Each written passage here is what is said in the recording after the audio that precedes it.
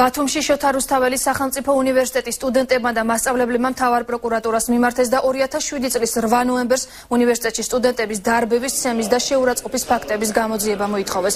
5 წლის წინ სპეცრაზმა ხელკეტებით ცემა სტუდენტებს და ლექტორებს აუდიტორიებში კი ცრომსადენი გაზი გაუშვეს.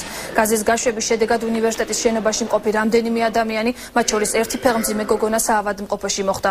დარბეული უნივერსიტეტის სტუდენტები და ლექტორები ამბობენ, რომ დარბევის დროს უნივერსიტეტის ეზოსა და აუდიტორიებში დავით ბერდია ფიგურირებდა.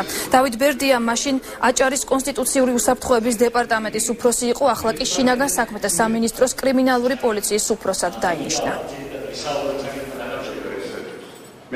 როდესაც შემოვიდა სპეცნაზ და აუდიტორიებში შეუვარდა სტუდენტებს, აუდიტორიებში შეუვარდა ლექტორებს და როდესაც ამას უძღოდა იმდროინდელი შინაგან საქმეთა სამინისტროს ძალიან მაღალ ჩინოსნები.